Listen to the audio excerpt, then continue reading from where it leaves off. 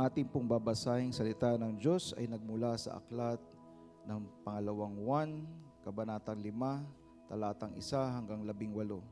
Ulitin ko po, ang babasahin po natin ngayon ay nagmula sa aklat ng pangalawang Juan, kabanatang 5, talatang 1 hanggang 13. Kung kayo po ay may dalang Biblia, makipagbukas po kayo sa akin sa aklat na nabanggit at basahin po natin ito ng sabay-sabay. Tayo po ay magsitayo bilang paggalang sa kanyang salita. Mula sa matanda para sa hinirang, naginang at kanyang mga anak, na tunay kong iniibig, at hindi lamang ako, kundi lahat na nakaalam ng katotohanan. Sapagkat ang katotohanan ay nanatili sa atin, at sa atin magpakailanman. Sumaatin nawa ang biyaya, habag at kapayapaang mula sa Diyos Ama at mula kay Jesucristo na anak ng Ama sa katotohanan at pag-ibig. Labis akong naggalak nang nalaman kong ilan sa inyong mga anak ay namumuhay sa katotohanan, tulad ng utos na tinanggap natin mula sa Ama. At ngayon, ginang, ako'y humihiling sa inyo, hindi tulad ng isang bagong utos ang isinusulat ko sa inyo, kundi iyon ding tinanggap natin mula ng simula, na ibigin natin ang isa't isa. At ito ang pag-ibig. Tayo'y mamuhay ayon sa kanyang mga utos. At ito ang utos. Tulad ng inyong narinig mula pa noong una, mamuhay tayo ayon dito. Sapagkat maraming mandaraya ang kumalat sa sanlibutan. Hindi nila kinikilala na dumating si Jesucristo bilang tao. Ang mga ito ang mandaraya at ang Antikristo. Ingatan ninyong ang inyong mga sarili upang hindi masira ang aming pinagpaguran, kundi tumanggap kayo ng lubos na gantimpala.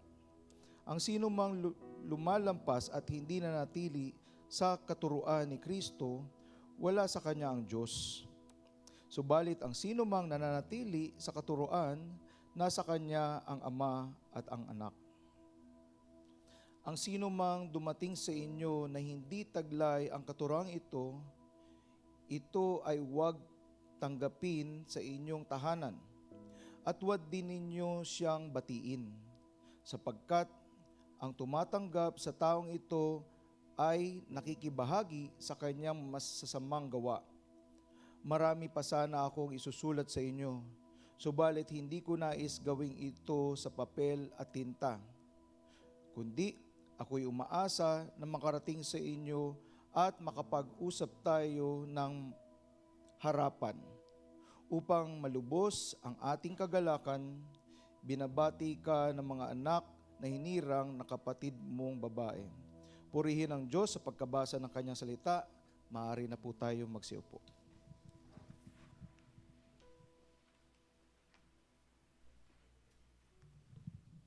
Isa pong correction, at ako po'y nagkamali dito. Walang chapter 5 ang ikalawang Juan. Isa lang ang kabanata dyan. Verses 1 to 13 lang po yon. Ang titulo ng ating sermon ngayong umaga ay Katotohanan at Pag-ibig. At alam natin na ito pong temang ito o dalawang temang ito ay napag-usapan na rin doon sa unang liham ni Juan. Ito po yung ikalawang liham ni Juan. Ngunit, sabi po ng ilang mga dalubhasa, mga scholar, pwede nga rin ito gawing introduction sa 1 John, sa unang sulat ni Juan. No, kasi nagkaroon ng overview.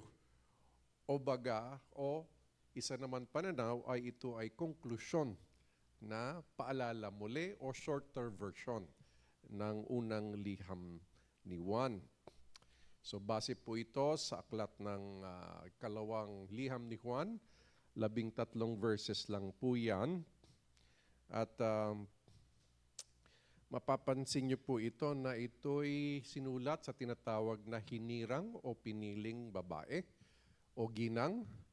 Ngayon, may dalawang pananaw po dyan. Isa po ay totoong ginang, no? At yung kanyang pamilya ang sinusulatan. Pero may isa rin po, kasi po ang pagdating po sa iglesia ng Panginoon, yan ang isang tawag nila. No? Kasi lalo na pag may pag-uusig, hindi mo sinasabing make church doon. So may mga usapan kayo na, kasi pag sinabing church, parati po yan in the feminine. No? Katulad ng Ephesians 5, the church, without spot or wrinkle, tawag yan ay bride of Christ. Ito lamang po ay kasi po sa Griego may ganon. Ilalagyan ka kung neutral ba ito, lalaki o babae. Sa Greek kasi, kanyang halimbawa, baso. No? Sa atin neutral, hindi lalaki o babae ang baso. Pero sa lingwahe ng Griego, minsan linalagyan niya ng panlalaki ba yan o pambabae. No? Nakakalito po pag nag-aral ka ng Greek at galing kang Tagalog o kaya English, litong-lito ka. No? Hanggang ngayon, lito pa rin ako. No? Tagal na ako nagbabasa. Bigyan mo ko ng Greek, mababasa ko. Pero kung papaliwanag ko sa iyo isa-isa, ay medyo challenging pa. Kaya po ito, tinatawag na doon sa hinirang ginang, ay marahil ito yung sinasabi sa local church diyan. Ito ang mensahe ko sa inyo. No? Simulan po natin ng verses 1 hanggang 3. Doon muna tayo sa verse 1. Mula sa matanda. Sino itong matanda? Yung manunulat. At naniniwala tayo na ito'y si Juan sapagkat yung kanyang estilo ng pagsusulat ay kitang-kita na naman na siya ay kumuha doon sa 1 John, sa unang liham niya, at pati doon sa Gospel of John, makikita natin na may hawig siyang mga tinuturo, inuulit ng mga katuruan. Mula sa matanda, sa Ingles, mula sa elder, no? Mula sa matanda para sa hinirang na ginang at kanyang mga anak, na tunay kong iniibig at hindi lamang ako, kundi ang lahat ng nakakaalam ng katotohanan. So, una, pagbati yan kung kanino sinulat at kung kanino galing. Sa estilo po ng Griego, ganyan. Yung pirma nasa simula. Ganon din yung ibang mga napag-aralan natin, no? Yung sulat ni Pablo, parang memo, to, from, no? Nandun na sa taas. No? Yung ibang sulat, pupunta ka pa sa baba kung kanino galing. No? Style po yan ng panunulat sa personal letter sa English, pati naman formal letter, yung iba nasa baba kung kanino galing. So ito nasa simula pa lang. Verse 2, sapagkat ang katotohanan ay nananatili sa atin at sa atin magpakailanman. So purihin ang Panginoon, iniibig niya at lahat ng mga nananalig o nakakaalam ng katotohanan, iniibig nila yung iglesyang yan, sapagkat yung katotohanan, ano itong katotohanan? Marami magsasabi ito yung ebanghelyo, totoo po yun, pero hindi lang yung ebanghelyo, lahat ng tinuro ng ating Panginoon Jesus ay katotohanan. No? At kung tatanungin niyo po yung mga apostol, katotohanan din po yung mga turo sa lumang tipan, bagamat may paraan ng pag-interpret doon sa lumang tipan kasi maraming bagay sa lumang tipang ay panghudyo. At sinasabi niya tayo ay Hintil at Hudyo at hindi lahat ng inutos sa mga Hudyo ay kailangan sundin natin. No?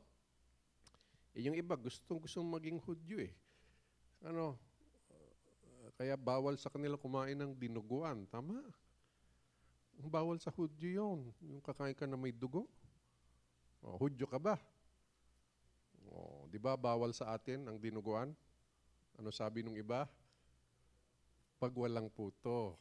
Bawal yan. Pag walang puto. Nagbabalanse ng lasa kasi.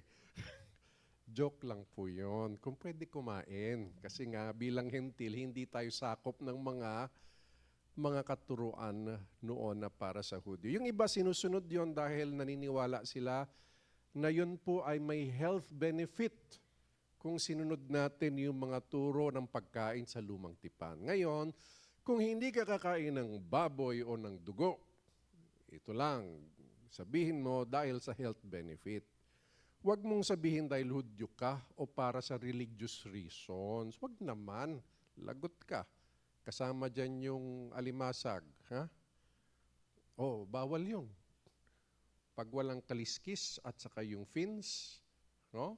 Palikpik, bawal. Kaya lahat po ng pati yung sugpo, bawal sa Hudyo yan. So, wag mong ipilit yung lumang tipan kasi malinaw. No?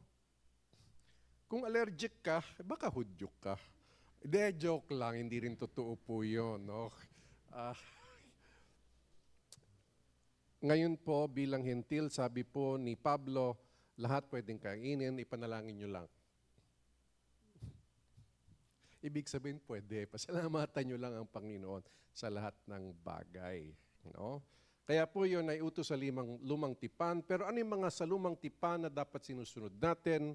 Yun yung tinatawag na moral law. No? Huwag kang magnakaw. Nasa bagong tipan pa rin yan. Huwag mong angkinin o do not covet yung asawa ng kapitbahay mo o ng neighbor. So, yung mga bagay na hindi dapat, huwag kang pumatay. Hindi naman pumatay, do not commit murder. No? Hindi naman ang eksakto ng hindi thou shalt not kill, do not commit murder. No? Kasi titignan mo, thou shalt not kill, gera sila ng gera. No? Paano na yan kung Kristiyano ka na, sabi ng gobyerno mo, depensahan ng Pilipinas. Paano kung lahat tayo Kristiyano, sabi natin, bawal po eh. Paano? Sinakop na tayo. So, ang bawal, ang hindi tama, yung patayin mo ang kapwa mo na walang depensa o ano. Okay? At masama yun. Kasalanan yun sa batas, kasalanan sa Diyos. Mabalik tayo. Ang katotohanan, yung ebanghelyo, at yung mga tinuro, lalo na sa bagong tipan. Verse 3, sumaati nawa ang biyaya, habag at kapayapaan mula sa Diyos, Ama at mula kay Jesucristo na anak ng Ama sa katotohanan at pag-ibig. No? Dito sa introduction pa lang, malinaw na, parang si John ito nagsusulat. Tapos, nandun uli yung simula ng ating samahan. Ang kapayapaan natin ay may samahan tayo. No? Iniibig namin kayo, nagmamahalan tayo. Pero, ang kapayapaan natin at biyaya mula sa Ama at Anak. Ganon din po sa 1 John, yung simula, no? Na tayo may fellowship. At yung fellowship na yon ay hindi lang fellowship natin, pero fellowship na kasama ang Ama at ang Anak. Yan ang gusto namin sabihin dito po. Tayo po ay may samahan dahil sa Ama at sa Anak at sa katotohanan niya. Hindi lang dahil may pinagsamahan tayo. Pero dahil tayo parehong nananalig sa Ebanghelyo at meron tayong fellowship, pagkakaisa sa Ama at Anak, may pagkakaisa din tayo. No? Kaya kahit yung mga kasama nyo po dito sa fellowship, kahit hindi pa ganun katagal ang pinagsamahan nyo sa spiritual na buhay, ito po'y panghabang buhay, pang walang hanggan, ay meron tayong pagkakaisa sa Panginoon. Tandaan nyo sa katotohanan niya. No, malinaw sa katotohanan niya. Yung nakalagay sa salita ng Diyos. Iba kasi, ayaw pang maniwala eh. No. Anong yung sinasabi natin? Walang ibang pwedeng maligtas kundi sa ngalan ni Jesus. Di ba? Walang ibang tagapamagitan kundi si Jesus mula sa Ama at sa tao. Itong Papa ngayon, biglang binawi lahat ng tinuro ng mga Papa ng pagkatagal-tagal na. Ano yung katuruan? Na si Maria ay si Jesus tagapagpamagitan sa tao at Diyos. No? Naglagay pa ng isa. May tagapamagitan pa kay Jesus at sa atin. Yung maliit na tagapamagitan. Ngayon, binawi nila. Matagal na nasa salita ng Diyos yan eh. Matagal lang nasa Biblia yan. Ang tawag doon, red tape. Tama? Anong red tape na tinatawag sa gobyerno? Imbis na mapaikli ang proseso, dinadagdagan pa. Ano? Yung iba, sana hindi naman. Yung iba kasi may lagay bawat... hindi totoo yon sa iba. Ano? Minsan lang tumatagal dahil daw may ganun. Red tape. Now, minsan, tama naman na may proseso kasi protection din yan sa kamalian. Pero minsan, hindi naman kailangan. Wala sa Biblia na tagapamagitan si Maria. Yan ang katotohanan. Amen? Bahala ka. Kung ayaw mo maniwala, tingnan mo ang Biblia. Hindi yung turo ng tao. Paano mo nalaman yung turo ng tao sa turo ng salita ng Diyos? Basahin, aralin sa konteksto. Kaya po nang ginagawa natin, verse by verse. Wala tayong iniiwasan. Simulan niyo po ang bagong tipan, basahin lahat. Lumang tipan, basahin lahat. Makikita natin na tayo may pagkakaisa pag tayo nananalig sa katotohanan. Punta tayo sa verse 6. Ang sabi po dito ni Juan ay mamuhay sa katotohanan at pag-ibig. Pinagsama niya po yung dalawa. Yan po yung title natin. No? Labis akong nagagalak nang malaman kong ilan sa inyong mga anak ay namumuhay sa katotohanan tulad ng utos na tinanggap natin mula sa Ama. At ngayon, ginang, ako'y humihiling sa iyo. Hindi tulad ng isang bagong utos ang isusulat ko sa iyo, kundi iyong ding tinanggap natin mula ng simula na ibigin natin ng isa't isa. Ano yung bagong utos? Tanda na si Juan dito, bagong utos pa rin sa kanya yun. Ano? Mag-ibigan tayo o magmahalan tayo sa bawat isa. Yan ang disenyo ng Lord sa lahat ng mga nananalig sa Kanya. Ano ibig sabihin? Lahat ng lumalaban sa kasalanan sa kanilang sariling puso. Di ba natutokso tayo? Linalabanan yan eh. Yang mga tukso sa kasalanan. Lahat ng nagkakaisa nananalig sa Panginoon at kasama na doon yung hindi nagmamahal sa mundo o sa sanlibutan. Kasama na rin yun na pinupuno natin ang isip at puso natin ng pagmamahalan o pag-ibig sa bawat isa. Kaya sinabi dito, tandaan nyo yung dating utos na bagong utos, basta yung utos na yan, magmahalan sa isa't isa. At ito ang pag-ibig. No. Ito ay parang ito'y anino din ng makikita natin yung 1 John, yung unang liham niya. Verse 6, ito ang pag-ibig, tayo'y mamuhay ayon sa kanyang mga utos. Ano ang pag-ibig sa bawat isa? Ano? Hindi mo mahiwalay yung pagsunod natin sa Diyos, sa pag-ibig natin sa bawat isa. Paano ko masasabing minamahal ko ang mga kapatid ko sa Panginoon? Una, ay sinusunod ko ang utos ng Diyos. Amen?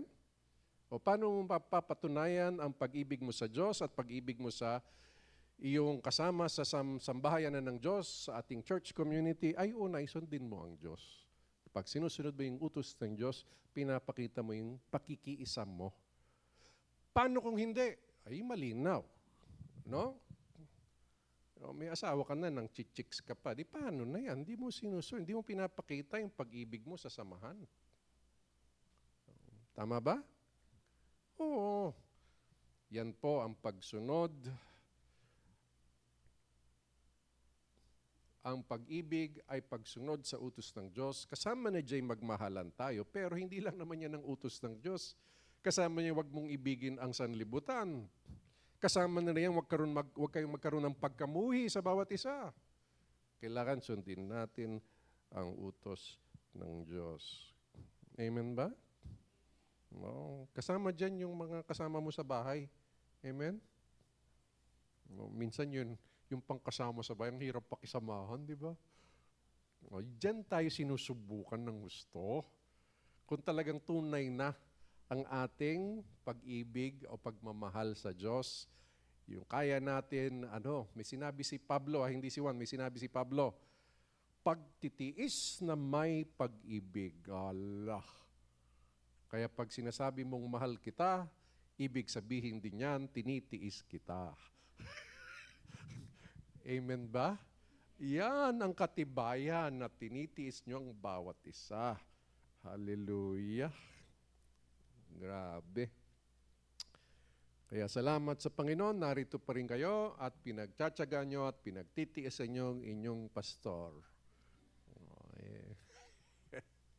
God is good. Hindi lang kayo, ako din, tinitiis ko din kayo eh. Akala nyo kayo lang. Yan po ay sa bawat isa sa inyong growth group.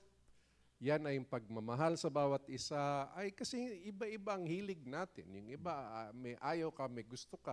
Eh hindi naman tayo sentro ng mundo. Ang Diyos ang sentro ng mundo. Si Jesus. Kaya pagdating, hinahanap ko yung gusto ko. Eh dahil hindi naman ako ang Panginoon dito, saka na yung gusto ko. No? Yung yung samahan namin, yung katotohanan muna. Pero kung ikaw ang sentro ng mundo, parating, ayoko umattend ng church kasi ganito, kasi ganyan. Ayoko umattend ng growth group kasi si sister ganyan, si Brad ganyan, si ganito, si ganito. Dami mong rason. Parang hindi ka naniniwala dun sa kantang wala ng ibang Panginoon. No. Ang kinakanta mo, ako rin pala ay Panginoon. Ay, mali. Amen? No. God is good. Kaya, pag sinabing pag-ibig, pagmamahal, tandaan nyo, tiis. Tagal ko nang nagtitiis, Pastor. Oh, praise God. Ikaw pala'y may pag-ibig. Puno ka ng pag-ibig. Nagtitiis ka. Amen.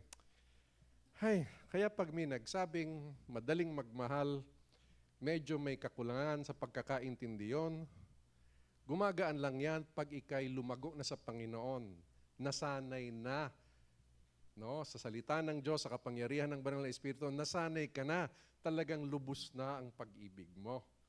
No, pero pag hindi pa, ayun, haba pa rin ng litanya. No. No. Imbis na ay kaming lahat ay may pagkukulang, pero kami mapagmahal kasi matiising kami sa bawat isa. Huh? God is good. Kaya, pagpasensyahan niyo po ang bawat isa, pagpasensyahan niyo yung mga kasama natin sa church community, at tayo'y magmahalan na lang. God is good. Okay, so sunod po, punta tayo sa verse 7. Una, no, mamuhay sa katotohanan at pag-ibig. Ang sunod ay ingatan yung katotohanan na natanggap natin. Verse 7, sapagkat maraming mandaraya, sa ibang translation, manlilinlang. Mandaraya o manlilinlang, manloloko. No? Ang kumalat sa sanlibutan, hindi nila kinikilala na dumating si Jesucristo bilang tao. Ito yung sinasabi natin yung maling katuruan noon na si Kristo ay Diyos lamang, hindi siya pwede naging tao kasi ang laman ay makasalanan. Ang hindi nila naintindihan, si Jesus, pinanganak na tao, siya ay tutunay na Diyos at tunay na tao. Pero tao na walang kasalanan sapagkat iisa ang Jesucristo pero may dalawang kalikasan siya. Yung pagka-Diyos niya na siya ay Diyos at yung isa naman po yung kanyang pagkatao. No? Kumbaga, namuhay siya, nagutom siya, bawat latigo, naramdaman niya po yun. Yung pagtataksil, naramdaman niya rin po yun. Kailangan maranasan niya sapagkat kung hindi niya siya nagkatawang tao, hindi matutupad ang mga pangako kay David, kay Abraham, hindi matutuloy ang mga pangako at mga propesiya ng Diyos sa Israel. Ito'y natupad nung siya'y nagkatawang tao. Bakit sinabi?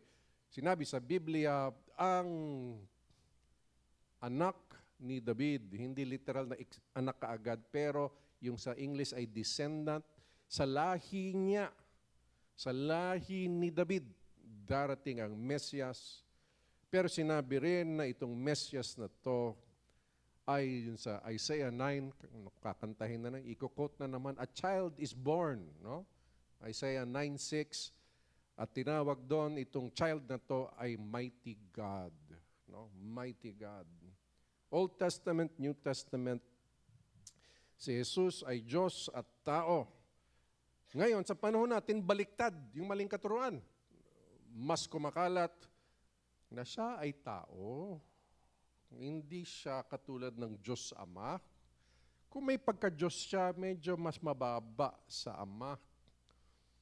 No, magkakaproblema tayo dyan. Tandaan niyo po, kasi kinukote nilang verse, sabi ni Jesus, mas dakila ang Ama ko kaysa sa akin.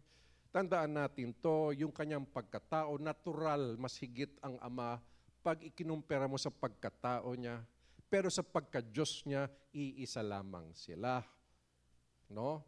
So that's why we say, Christ is God, but He is also man, submitted to the Father as a man to fulfill the mission para tuparin ang sakripisyo, pero yung pagka-Diyos niya ay totoo. Mula pa nung simula, sabi nga ni Juan, siya ay walang hanggan. Tawag sa kanya yung walang hanggan. Pwede ba maging tao ang walang hanggan? Pwede kay Jesus kasi siya isang persona, personalidad, pero Diyos at tao. No? Yung pagkatao niya nagsimula nung siya'y na-conceive dun po sa Kiginang Maria, no? Na pinagpalang babae dito sa lupa. Totoo po yun. Pero yung pagka-Diyos niya, pang walang hanggan po. Yan. So, verse 8, hindi pa pala tapos ang verse 7. Ang mga ito ang mandaraya at antikristo. Ano ang antikristo? Ito yung mga nagtuturo ng hindi tama. No? At ito yung kalikasan ng ating panahon, yung the nature of man and God at the same time, hindi naintindihan ng iba. Malinaw dito sa sinulat ni Juan. Malinaw din po yan sa early church fathers. Ano po yung tinatawag na church fathers? Yung namatay mga apostol. Yung sumunod sa kanila. No? Yung mga tinatawag na church fathers ay paniniwala din na si Jesus ay Diyos at tao. At nung 3rd century ay pinalinaw po yon doon sa Nicene Creed. Nagtipon po yung mga namumuno sa church at pinagtibay nila na si Jesus ay Diyos nga. At verse 8, sinabi, ingatan ninyo ang inyong mga sarili upang hindi masira ang aming pinagpaguran, kundi tumanggap kayo ng lubos na gantimpala. Kaya po, sabi niya, ingat sa paniniwala. Oh, mahalaga yun. Alam mo, sabi ng iba, hindi mahalaga ang doktrina, mahalaga magmahalan tayo. Sa Biblia, mahalaga pareho na magmahalan tayo. At dapat tama yung paniniwala mo. Kasi lilinawin dito, kahit mapagmahal ka sa ibang tao, pero pag mali ang paniniwala mo, wala ka kay Kristo. Ganong kahalaga. Ganon kahalaga po. Verse 9, sana wag naman masayang ang pinagpaguran, dun sa verse 8. At lubos mo matanggap ang gantimpala. Verse 9, ang sinumang lumalampas at hindi nananatili sa katuruan ni Kristo, wala sa kanya ang Diyos. Malinaw ba? Ito nagsasabi na siya ay Diyos lang at hindi tao, wala sa kanila ang Diyos. Ngayon, yung baliktad, totoo din. Yung nagsasabing, siya'y hindi Diyos na katulad ng Ama, siya'y tao lang, masasabi natin, totoo din yun. Kasi sino'y lumalampas? Lumalampas. Kaya po, anong ginagawa natin dito? Maingat ng pagsusuri, word by word, sentence by sentence, paragraph by paragraph, verse by verse, chapter by chapter. Iniingatan natin mabuti na ang tinuturo natin, yun lamang po yung sinasabi dito.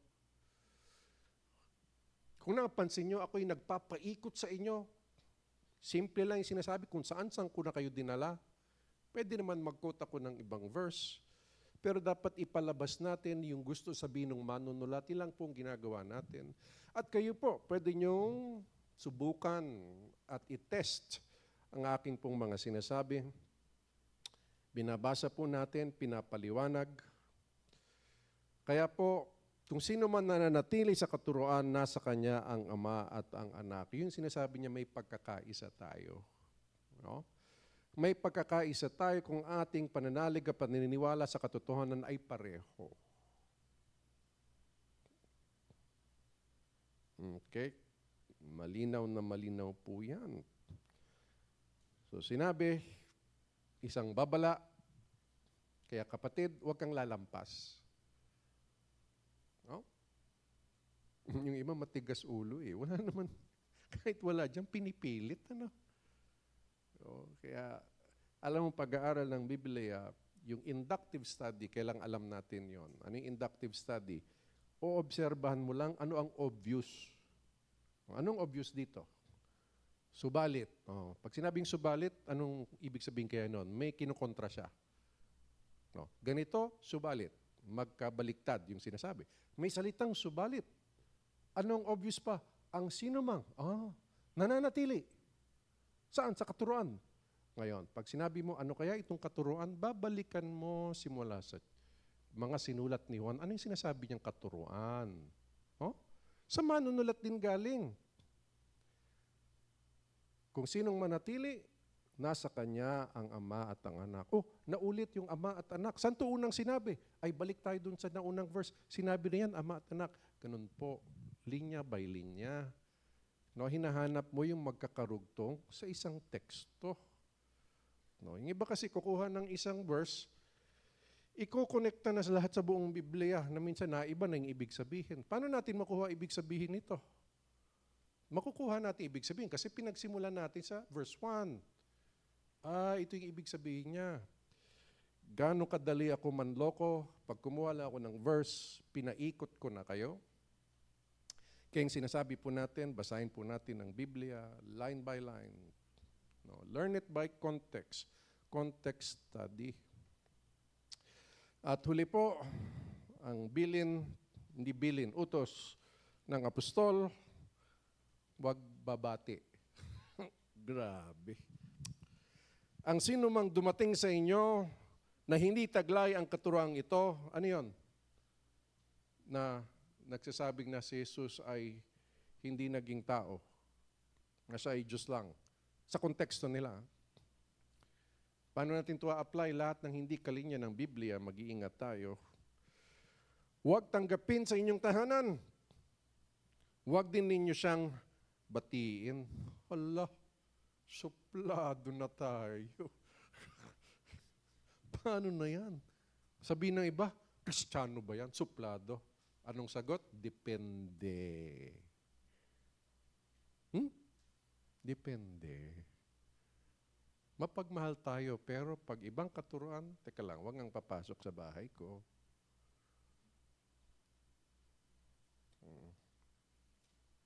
Ano ibig sabihin? Huwag nyo rin pamiryendahin. Huwag mo ang batiin.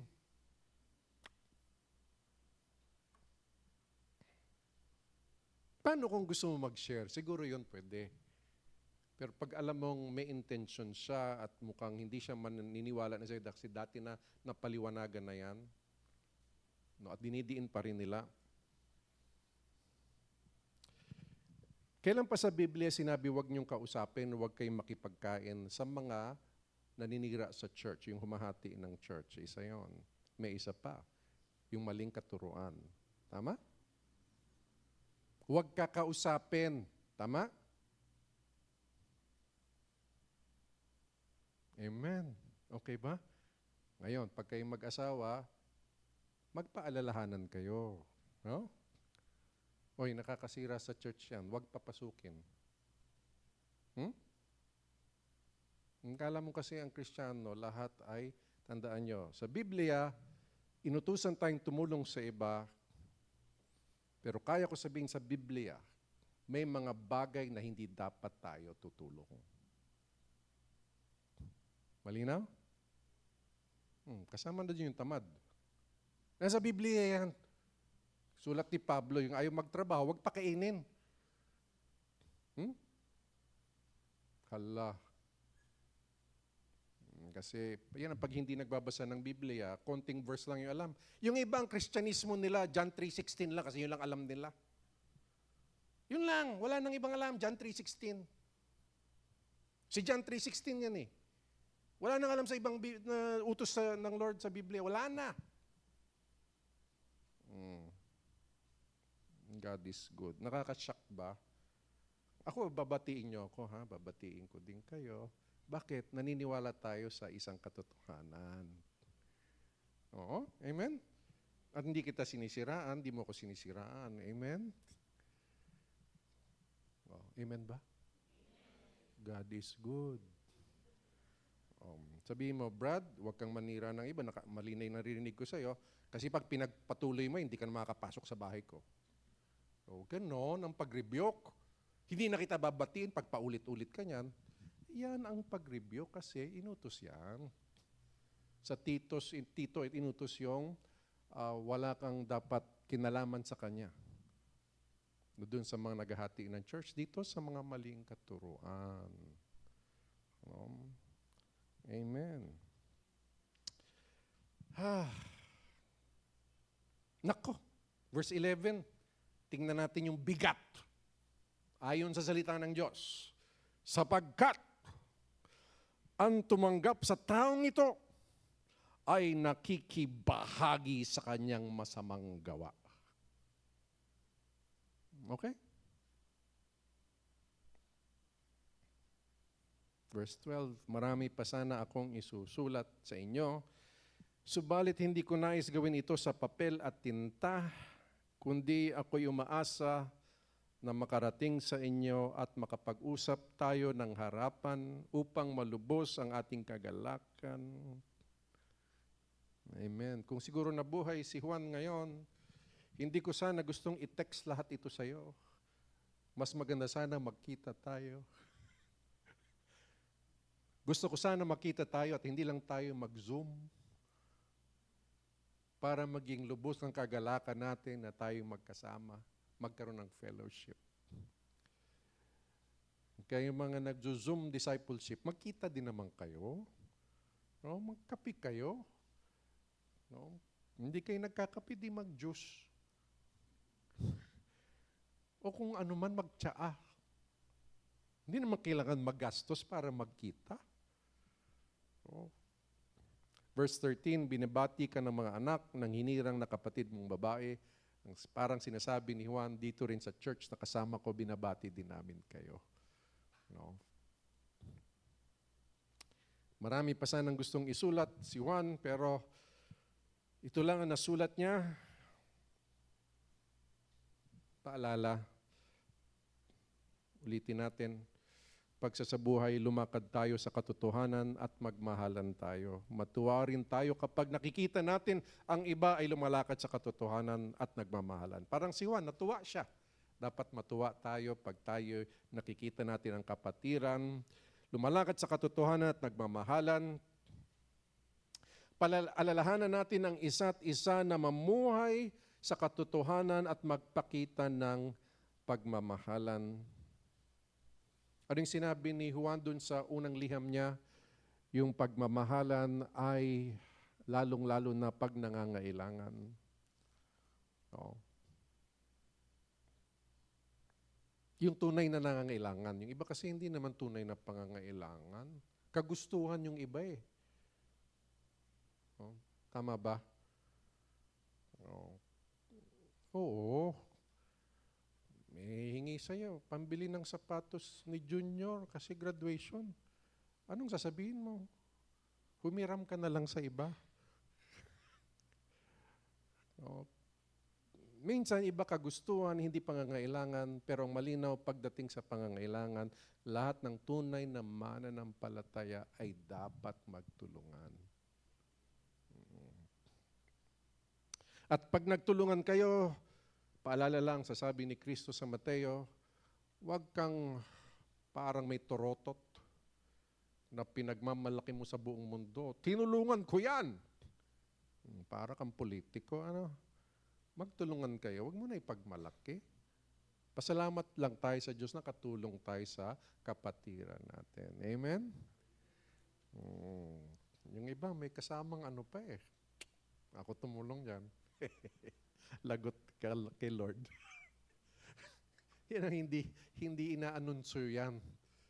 You know, Pwede magpasalamat ka, sabihin mo sa iilang tao na may tiwala ka, pero mapagpakumbaba mong sasabihin yon na binigyan ako ng pagkakataon ng Panginoon makatulong sa iba. At kung hindi ako binigyan ng kakayanan ni Lord, hindi naman ako makakatulong. Sino yung sentro? Si Lord. Ang sentro ng kwento, hindi tayo. Hindi tayo. Number 2, bantayan natin ang ating sarili at ang isa't isa laban sa mga bulaang guro at maling turo. Marami na noon, marami pa rin ngayon ang mga nananatili sa turo ni Kristo ay nasa Diyos, pero ang hindi, yung mga lalampas sa turo ay wala sa Kanya. Itong taon yata, nung nakaraang taon, may nagturo, sikat na mga ngaral sa radyo, na yung Diyos daw ng mga Hudyo ay hindi Diyos ng ating Panginoon Jesus, lagot. Delikado yung pananalitang yun. Barahil kilala nyo, no? Pansulat yung kanyang pangalan. Hindi nyo pa rin makuha. Pansulat. No? Kaya, hindi pwedeng, ang tinatawag na, ayaw natin yung fan club. Dito walang fans club ng pastor, ng elder, wala. Malinaw po ba yon? Ang pasasalamat kay Diyos lang, sa Diyos lang. Huwag niyo ipapagmamalaki, sa GCF, ganito kami sa GCF. Kung magkikwento ka, sa awa ng Panginoon, natututo kami ng ganito, ng ganyan. Huwag niyo ipagmamalaki yung pastor niyo kung saan-saan. Pasalamat. Kung gusto magtanong, salamat kay Lord, kami nagbabantayan, no, na maingat yung aming pag-aaral. Sa awa ng Diyos, may mga namumunutan kami na lubusang nag-iingat. Yun, pwede na yun. No? Amen? Walang celebrity pastor. Pag nakakarinig ako noon, si ganon. Tama na. Hindi na Diyos ang pinapupurihan mo eh. No? At kung pag may pupunta, dumadami tayo dahil sa akin, kawawa naman tong church na to. Bakit? Pag nawala ako, wala na rin sila. Kasi ang pundasyon nila, yung taong magaling. Hindi yung katotohanan na tinuturo.